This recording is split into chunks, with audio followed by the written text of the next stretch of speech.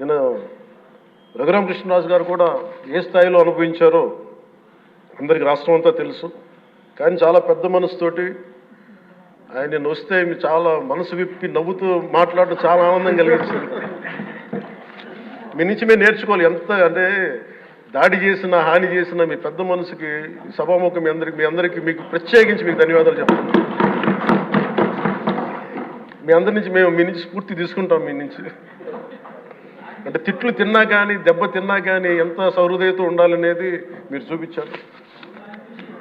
ఇంకొక యాంగిల్లో శ్రీ నారా చంద్రబాబు నాయుడు గారు నిన్న కూడా చెప్తా ఉన్నారు, వాళ్ళు మన మీద దాడులు చేశారు కదా అని చెప్పి ఈరోజు మనకు 164 సభ్యులు ఉన్నారని చెప్పేసి 21 మంది పార్లమెంట్ సభ్యులు ఉన్నారని చెప్పి మనం కూడా అలా చేయడం సహేతుకం కాదు.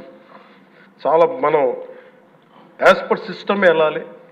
నిన్న కూడా చాలామంది సభ్యులు మా మీద దాడులు జరుగుతూ ఉన్నాయి, మా మీద బెదిరిస్తున్నారు, ఈ రోజుకి ఓడిపోయి కూడా ఇంకా మన కూటమి సభ్యులందరి మీద బెదిరిస్తున్నారు అని అంటే చంద్రబాబు నాయుడు గారు ఒకటే చెప్పాను, మనం అలాంటి వాటికి నేను విరుద్ధం.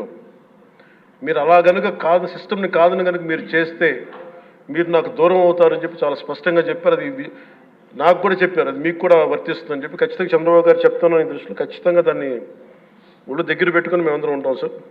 Will take your guidance very seriously and committedly sir.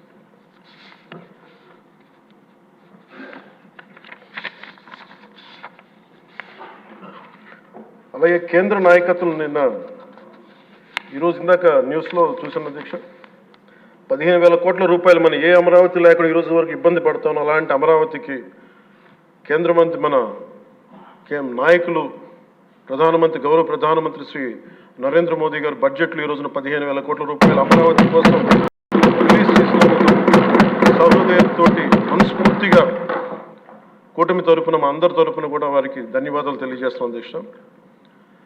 To Honorable Prime Minister Sri Narendra Modi ji, we are grateful to you, sir, for releasing the funds and will be eternally indebted to you, sir.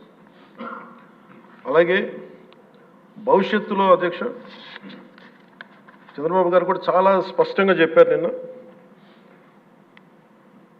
ప్రభుత్వంలో భాగస్వామ్యంలో ఉన్న కార్యకర్తలు కానీ మా సహచర ఎమ్మెల్యేలు కానీ మీరు వ్యక్తిగతంగా ఏ తప్పులు చేసినా అది ప్రభుత్వం మీద పడుతుంది. అలాంటి తప్పులు జరగకుండా చూసుకోండి. అలాంటివి జరిగితే మటుకు నేను ఎవరైనా స్థానమానం లేకుండా నాకు వాళ్ళకి సిస్టమ్ పనిచేస్తూ ఉంటుంది, అది మీరు అర్థం చేసుకోండి నేను ఏ ఉద్దేశంతో చెప్తానని చెప్పారు అధ్యక్ష. ఇలాంటి తప్పులు జరిగితే అవి వ్యక్తులు చేసిన తప్పులు పార్టీలకు కానీ ప్రభుత్వానికి కానీ చెడ్డ పేరు రాకూడదు. దాన్ని ఎలా హ్యాండిల్ చేసుకోవాలో జనసేన పార్టీ తరపు నుంచి నేను మా వాళ్ళందరికీ కూడా ఒకటే తెలియజేశాను.